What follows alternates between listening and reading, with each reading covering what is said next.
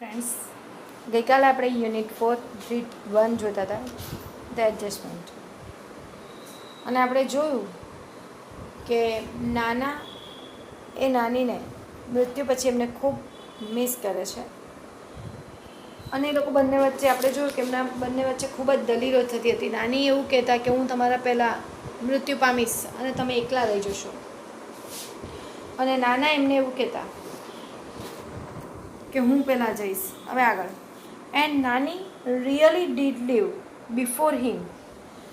Friends, તમને થશે કે અહીંયા વિધાન વાક્ય છે છતાં પણ ડીડ કેમ અલગ મૂક્યું છે? તો ભારપૂર્વક વાતને રજૂઆત કરવા માટે આ રીતે ડીડ અથવા સહાયકારી ક્રિયાપદનો યુઝ થાય છે. And Nani really did leave, અને નાની ખરેખર એમને છોડી ગઈ, એમના પહેલાં ગઈ. નાના become all the more irritable now, and Nana become all the more irritable. અને હવે ખરેખર નાના વધારે ઇરિટેબલ એટલે કે ચીડિયા થઈ ગયા પહેલાં કરતાં. As if he had lost a wager. કેવી રીતે? કે જાણે એમણે કોને ખોયો હોય? શરત. એવા સ્વભાવવાળા થઈ ગયા કે જાણે એમ પોતાની શરત હારી ગયા હોય એવા એ ચીડિયા હવે થવા માંડ્યા. મતલબ નાનીના મૃત્યુનો આઘાત એમને ખૂબ જ લાગ્યો. કે કેવું અનુભવતા? કે જાણે વેજર એટલે કે એમની શરતે હારી ગયા. વેજર એટલે શરત, કે પોતાની શરત હારી જાય અને માણસ કેવો ચીડચીડિયો થઈ જાય, એવા એ ચીડચીડિયા થઈ ગયા નાનીના જવાને કારણે.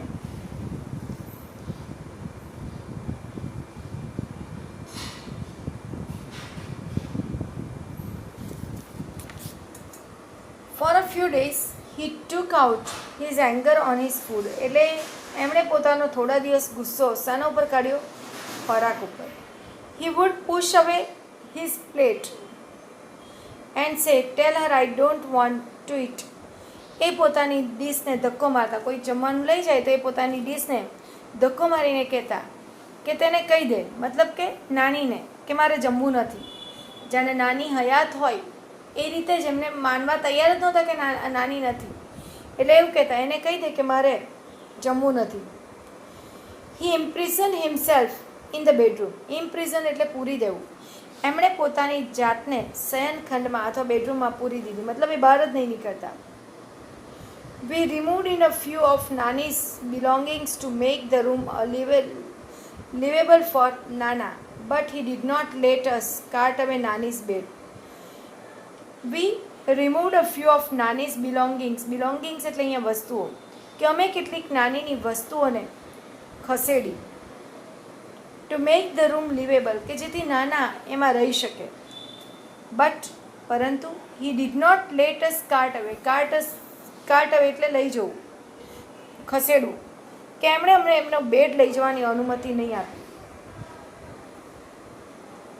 In a dry hollow course voice. In a dry એકદમ શુષ્ક, હોલો એટલે કે શુષ્ક, પોલો, કોર્સ કર્કશ, વોઇસ અવાજ એટલે એમ જ સૂકા, પોલા અને કર્કશ અવાજમાં કહ્યું, let it be, where else is she going to sleep. કે બેડને, લેટ ઇટ બી, એ બેડને ત્યાં જ રહેવા દો. Where else she is going to sleep, એ ક્યાં સૂશે? મતલબ કોણ? નાની ક્યાં સૂશે? બેડને ત્યાંનો ત્યાં જ રહેવા દો, એને ખસેડશો નહીં. The day we had to Nani's ashes away for immersion. The day we had to take Nani's ashes એટલે અસ્થિ. હવે એ દિવસે, ધ ડે જે દિવસે, વી હેડ ટુ ટેક અમારે લઈ જવાની હતી, નાનીઝ એશિશ નાનીની અસ્થિને, ફોર ઇમર્સન એટલે વિસર્જન, કે જે દિવસે અમારે નાનીની અસ્થિને વિસર્જન માટે લઈ જવાની હતી. That day too Nana stayed locked in the room. એ દિવસે પણ નાના રૂમમાં બંધ જ રહ્યા. વેન આઈ વેન્ટ ઇન, જ્યારે હું અંદર ગયો, I found him sitting on her bed. તો મેં જોયું કે નાનીના બેડ પર બેઠા હતા. He just touch the urn and sad.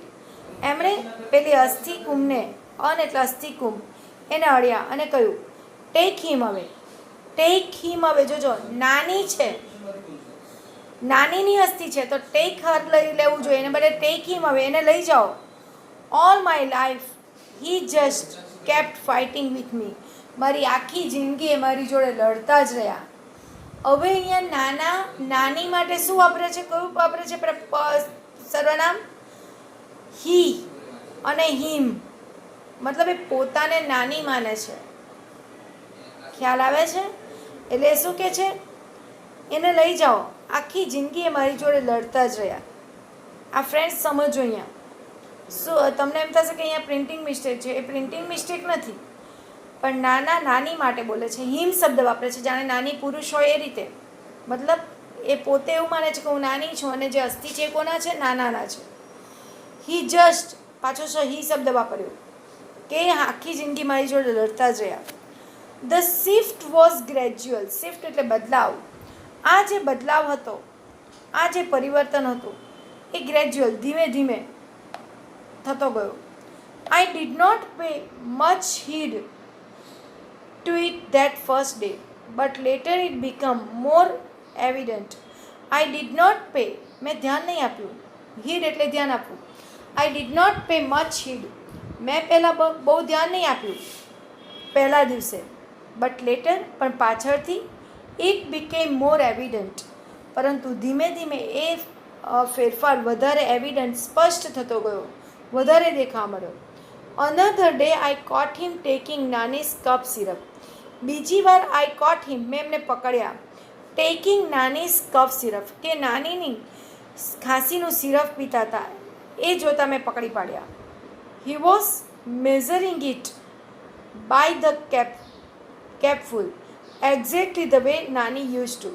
He was measuring, એ માપતા હતા સિરપને, બાય ધ કેપફુલ, ઢાંકણથી, એક્ઝેક્ટલી ધ વે, એ જ રીતે નાની યુઝ ટુ, કે જે રીતે નાની પેલું ઢાંકણમાં લઈને સિરપ માપતા હતા એ જ રીતે નાના પણ એ સિરપને ઢાંકણમાં લઈને માપી રહ્યા હતા.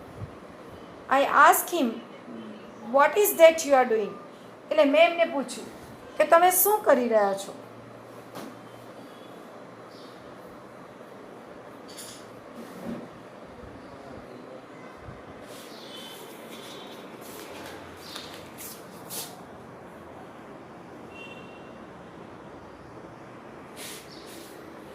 Vote I am supposed to do, હું શું કરી રહ્યો છું? This damn cough just doesn't let up, કે આ જે કફ છે એ પૂરો નથી, એ બંધ નથી થતો. હું બીજું શું કરું? આ ખાંસી મારો પીછો છોડતી નથી.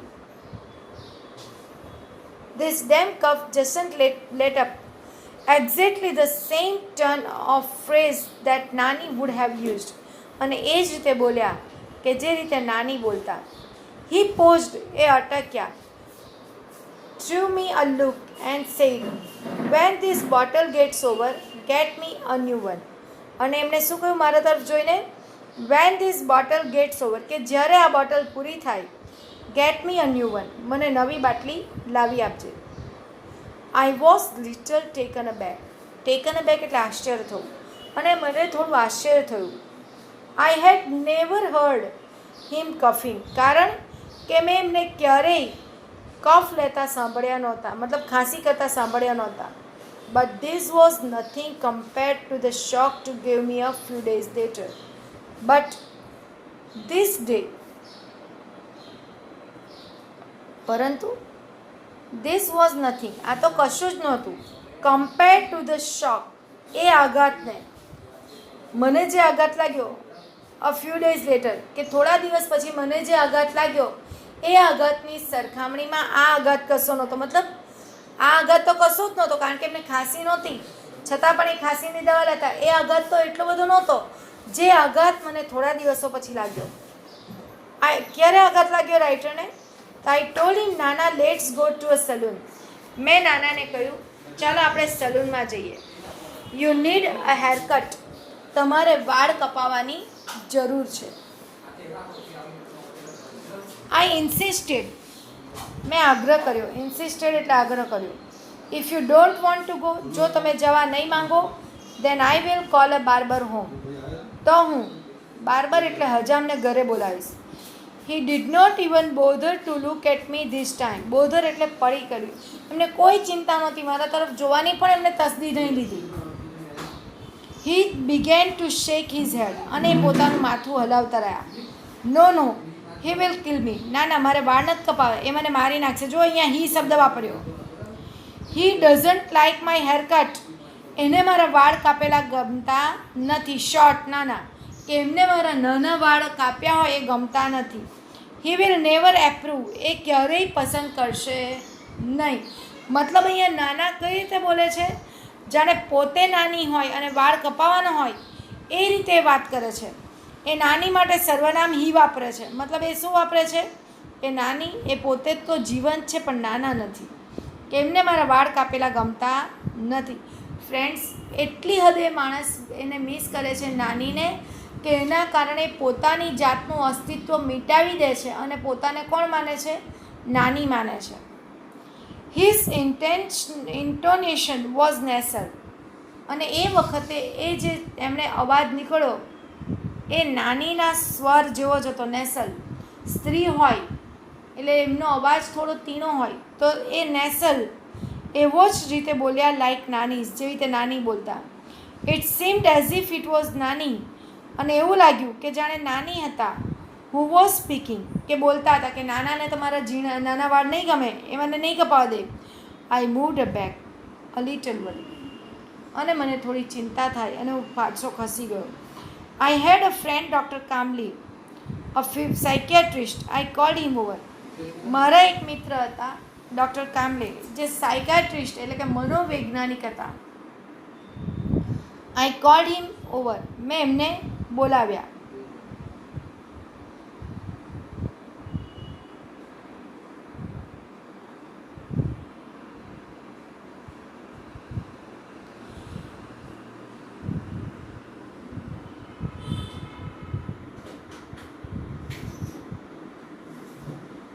હી ટોક ટુ નાના at length.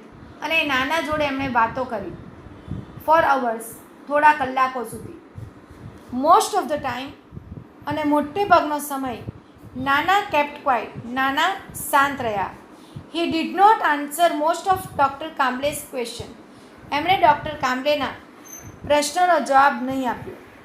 But when he did, he spoke like Nana normally did. પણ જ્યારે બોલ્યા, જ્યારે નાનાની જેમ જ બોલ્યા, જે રીતે બોલતા, ઇન હિઝ ઓન વોઇસ, પોતાના અવાજમાં.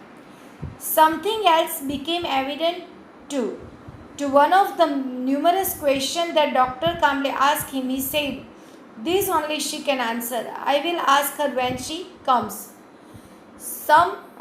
But when something else become evident too. બીજું પણ જે પ્રશ્નો બાબતો સ્પષ્ટ થઈ. કઈ બાબતો સ્પષ્ટ થઈ? વન ઓફ ધ ન્યુમરસ ક્વેશ્ચન, કે જ્યારે ઘણા બધા પ્રશ્નો પૂછ્યા, એ પૂછેલા જવાબમાં ઘણી બધી બાબતો સ્પષ્ટ થઈ. That doctor Kamble ask. કયા પ્રશ્નો? જે ડૉક્ટર કામ્બલે પૂછ્યા. તો જ્યારે ડૉક્ટર કામ્બલે પ્રશ્ન પૂછ્યા તો એમણે શું જવાબ આપ્યો? This only she can answer. કે આ પ્રશ્નનો જવાબ તો એ જ આપી શકે. I will ask her when she comes. જ્યારે એ આવશે ત્યારે હું એને પૂછીશ. Doctor Kamble shot back. હવે ડૉક્ટર કામ્બલેને આઘાત લાગ્યો. Where has she gone. એ ક્યાં ગઈ છે? મતલબ નાના અહીંયા નાની માટે પૂછે છે કે જ્યારે આવશે ત્યારે હું જવાબ આપીશ. એટલે ડૉક્ટર કામ્બલે એમને કહે છે કે ક્યાં ગયા છે. The ends of his lips curled up. અને આ સવાલ સાંભળીને એમનો હોઠનો ખૂણો વળી ગયો.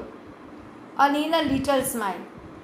ઓ she doesn't really ever tell me where she goes out, whereabouts.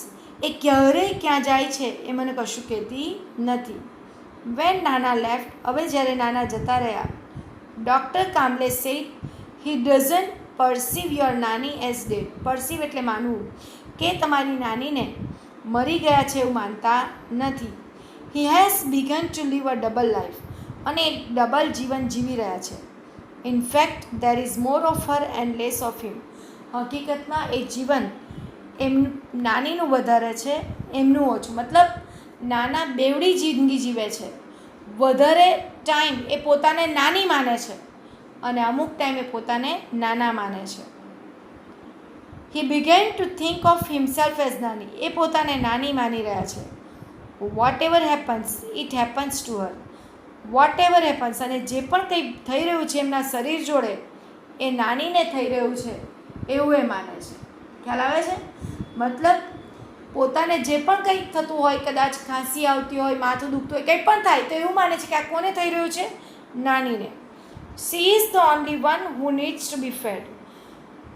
એ જ છે જેને ખવડાવી રહ્યા છે. મતલબ જ્યારે જમવાની જરૂર પડે છે ત્યારે જમવાની જરૂર પણ નાની માટે જ પડે છે એવું એમને લાગે છે. She is the one who feels thirsty. તરસ પણ નાનીને જ લાગે છે. She is the one who feels pain. જે દુખાવો થાય છે એ દુઃખ પણ એમને જ થાય છે. And it is who tax medicine. અને જે દવા લે છે એ પણ એ નાની માટે જ લે છે.